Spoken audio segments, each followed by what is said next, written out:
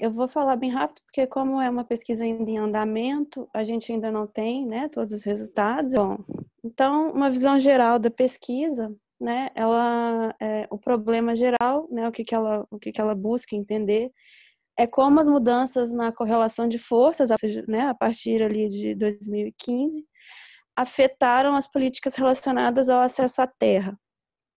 Tá? Então, é uma pergunta geral essa. O que que a gente usa, o que que a gente está trabalhando em termos de marco teórico? A gente ainda está discutindo, mas a gente tem uma concepção, né? Primeiro que para se falar em política pública a gente precisa falar em Estado, né? Porque política pública envolve Estado, então a gente precisa ter uma concepção de como o Estado funciona, né? O que que a gente entende por isso, enfim, como cada subsistema de políticas funciona. E aí a gente parte de uma concepção relacional de Estado, enfim, né, uma forma uma concepção que é compartilhada por diversas matrizes teóricas.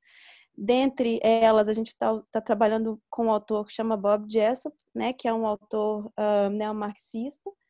Muito da concepção dele de Estado está embasada na concepção do Poulantzas, né? Então a ideia de que o Estado ele é uma ossatura, né? Uma consolidação da correlação de forças em determinado momento entre as classes e as frações de classes, né? Então cada setor dentro do Estado, ou seja, cada órgão estatal seria então uma institucionalização dessa correlação.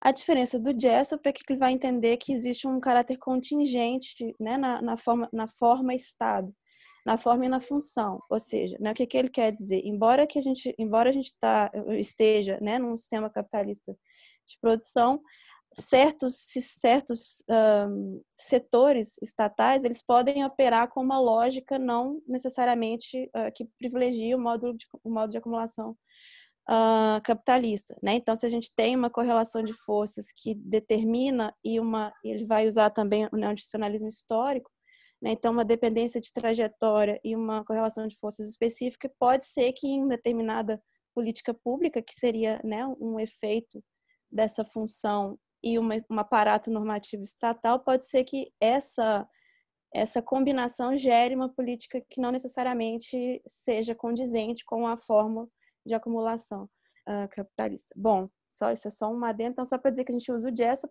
ele tem uma visão muito interessante que ele vai olhar então ele parte, né, dessa premissa que as políticas públicas elas são o resultado dessa correlação de forças, mas a gente precisa olhar para as estratégias que o bloco no poder e que, né, cada fração de classe usa para tentar influenciar a política, né, para tentar formatar um tipo de ação estatal e também um tipo de forma estatal, ou seja, né, organizações normativas,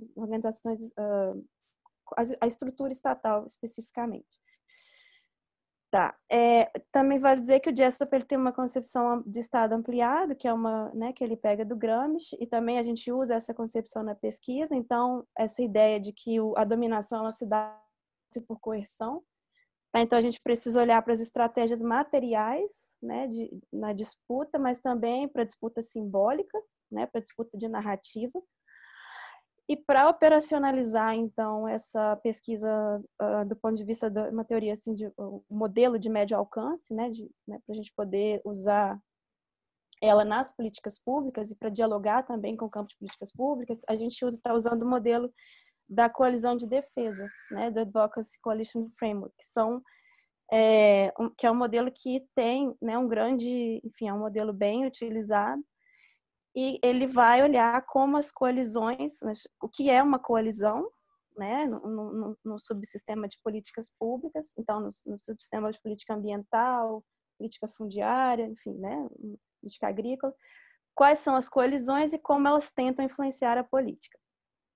Tá? Então seria, né, esse modelo que a gente vai trabalhar a partir dele. O que a gente está trabalhando metodologicamente, né? Primeiro, para responder essa pergunta, a gente fez uma retrospectiva mais geral, de 2015 a 2020, por meio da consulta em jornais de circulação, tá? Então, a partir de palavras-chave. Então, a gente pegou Folha, Estadão e G1 e buscou as palavras-chave regularização fundiária e reforma agrária para ter uma ideia, né, do que aconteceu ali, né, nesse período, um panorama mais geral, tá? A partir desse estudo, a gente fez um banco de dados e a gente está usando esse banco de dados para acessar tanto informações, né, sobre, enfim, pontuais. Depois, a gente fez um estudo de caso a partir de uma disputa pública específica. Tá? Então, a gente pegou uma disputa, especificamente, a gente pegou o caso da disputa em torno da MP 910, né, e aqui a gente usa um pouco da discussão do pragmatismo, tá? Principalmente aqui sociologia da capacidade crítica, sociologia das controvérsias. A gente vai olhar para essa disputa, né, uma coisa que remete a um processo histórico bem mais amplo, mas a gente vai olhar para essa disputa porque é a partir dela que os atores se identificam, né? É possível ver as alianças, é possível ver os argumentos. Então, é uma forma de, digamos assim, colocar em ação um pouco essa ação estratégica da coalizão para tentar influenciar a política, nesse caso, a política fundiária. E, por fim, esse a gente ainda não fez, a gente começou apenas, mas uma análise de conteúdo para trabalhar a dimensão simbólica da disputa. Então, a gente vai olhar ali as audiências públicas, algum material do canal rural, né, que a gente considera assim, parte da coalizão patronal, que a gente está chamando, e uma outra produção que eu vou falar um pouco mais para frente, que é a dos movimentos sociais tradicionais, junto com o movimento ambientalista. Aqui é a busca nos jornais, então dá para ver que, né, se tem uma coisa, enfim, né, o que a gente encontrou aqui? A gente buscou essas duas palavras nesses 3 jornais e pelo retorno, né, o retorno indica que o tema da reforma agrária cada vez mais vai caindo, né, ou seja, né, notícias sobre isso, matérias sobre isso cada vez vão diminuindo. E o tema da regulação fundiária vai aumentando, né, ao longo do tempo. E isso indica que duas coisas, né, duas hipóteses. A primeira é que, devido principalmente a partir de 2018, né, com a criminalização dos movimentos, tem menos ação no sentido de ação combativa, enfim, os movimentos se voltam para outras formas de atuação, que não, né, coisas mais públicas e mais diretas. E também, né, com a coalizão, a gente está chamando de coalizão do agro, mas no final a gente vai explicar por quê, mas como que essa coalizão também consegue avançar a sua agenda no debate público, né? Aqui também é o resultado de uma análise de frequência, né, com a base, o corpus, né, a base de dados dos jornais, só o comparativo de 2015 e 2019, né, como que aparece o tema enfim, nem se menciona, né, mais a reforma agrária em 2020. Então, ele expressa um pouco a mesma coisa do outro. E aqui tem, né, uma análise, uma das formas, eu nem vou entrar muito em detalhe, porque aqui isso é uma análise de redes, então, né, enfim, não sei, não vale a pena, mas uma das coisas das formas que a gente usou para mapear a coalizão, principalmente em torno do MP, é a análise do Twitter. Por que o Twitter? Né? E aqui tem muitas justificativas. Primeiro, porque o ativismo, mesmo antes do isolamento, né, o ativismo digital já era uma coisa bem importante como forma de influenciar o processo político. Durante a pandemia, né, principalmente o Congresso trabalhando à distância, quando não tem audiência pública, enfim, não tem outra forma, essa forma de ativismo ela foi muito importante. Tá? Então, a gente tem primeiro com isso, né? Com essa análise, a gente quer ver quais são as estratégias, ou seja, como esses atores envolvidos nessa disputa em torno do MP tentam influenciar a política, e quem são, né? Então, um mapeamento. Então, aqui o azulzinho aqui, que é o nó maior centralidade, que significa que foi o perfil que mais foi retweetado, enfim, que teve mais impacto, né, ali no Twitter, foi o perfil da Anitta, né, que o Sérgio falou ali. Tem uma rede verde aqui que é o movimento ambientalista. Aí tem outros atores aqui, então são os influenciadores, né, que são depois retuitados no Twitter. A gente pode perceber que existem vários clusters, né, que são esses grupinhos, que estão se comunicando de diferentes formas na rede, tá? Esse mapa é só do dia 12 de maio, que foi o dia que a MP estava em tramitação, entrou na pauta do plenário, né? Que já estava ali quase, a medida já estava quase vencendo, né? Então foi o último dia ali que ela entrou e enfim, não foi votada, né? O encaminhamento que se deu foi a criação de um PL para então continuar. Isso aqui também é uma análise, né, do Twitter. Isso aqui é bem interessante, porque só a análise no dia 12 indica uma vitória do campo contra a MP. Bom, esse aqui, pelas palavras, essa forma de expressar, né, esse dado nos mostra que as palavras mais utilizadas indicam que, e elas estão, né, por tamanho aqui, que quem se posicionou contra a medida teve maior expressão nesse dia. Enfim, então, agora eu queria discutir com vocês, mas a questão do impacto disso para a tramitação do processo em si, né, é uma questão que precisa ser analisada com mais cuidado, né? Por um lado, tinha a Frente Parlamentar para a Agricultura e a base do governo tinha maioria, né? Por outro lado, todo o apelo de votar uma coisa que não é prioritária no meio da pandemia, enfim, né? E a tensão que isso gerou, se isso teve ou não impacto na decisão, no vencimento da medida, né? Ou, enfim, o que é o real impacto desse tipo de ativismo. E, por fim, né, alguns resultados preliminares.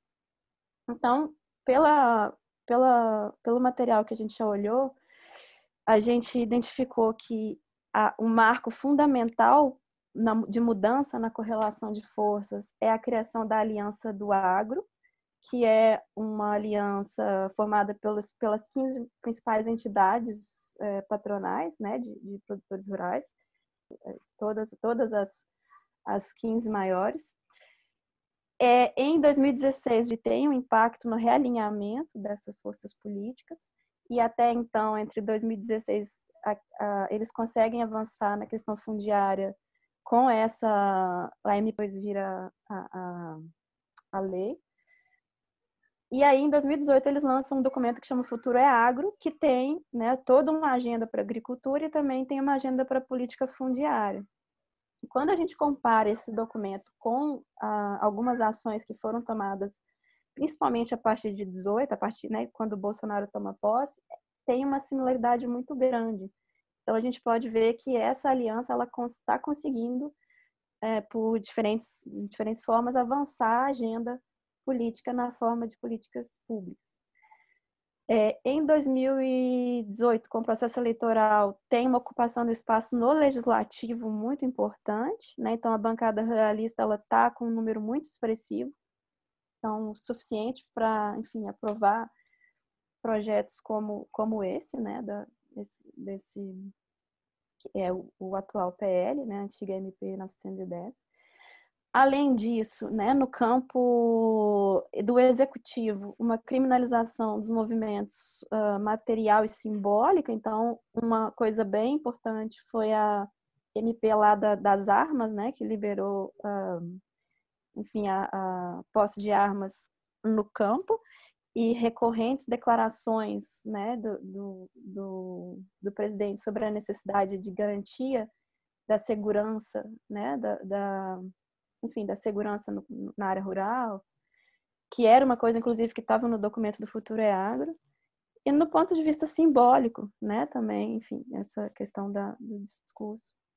Bom, e do ponto de em questões mais específicas para a política fundiária, né, essa tentativa de avanço em torno da MP, que é um processo que só vai, se a gente pensa, né, na ocupação das terras, na tentativa de garantir a posse, e aí a gente tem que olhar para o período anterior, que foi enfim, com milhões de contradições, né, do governo do PT, mas foi um período que teve um avanço na política de demarcação de terras indígenas, mas também de terras quilombolas, né? Então, assim, e principalmente nas fronteiras agrícolas. Então, Isso é uma coisa que a gente tem que olhar, né, do ponto de vista da estrutura ali, o que isso significa para, né, a coalizão patronal, a garantia dessa posse. Tá? Então, enfim, toda uma disputa de historicamente muito longa. E agora, mais recentemente, a gente tem o efeito Bolsonaro, o efeito incompetência na aliança do agro, ou seja, quais seriam os efeitos, por exemplo, da declaração que vaza ali, daquela reunião horrorosa, mas da declaração do Salles, que a gente tem que, enfim, aproveitar para passar a boiada, né? Ele acaba trazendo visibilidade para uma coisa que ele queria que fosse, enfim, feita às cegas, né? Que fosse feita sem ninguém olhar, e não é isso que aconteceu, né? Com aquela divulgação daquela reunião, o tema ganhou muita visibilidade. Talvez isso tenha, né, algum efeito, surta algum efeito negativo. Uma outra efeito incompetência, né, logo no início da pandemia, o Ronaldo Caiado rompe com a aliança, né, com o Bolsonaro publicamente, e o Ronaldo Caiado tem uma liderança importante para o setor agro. Uma outra coisa que é a entrada do setor imobiliário, né, e não só o setor imobiliário urbano, então todo esse interesse na regularização fundiária também, né, na urbana. E, por fim, uma nova coalizão que pega a coalizão ambientalista, né, principalmente nesse tema da política fundiária, tem um ativismo marcante dos movimentos tradicionais, né, mas também tem de outros atores, principalmente, enfim, atores tradicionalmente ligados à questão ambiental.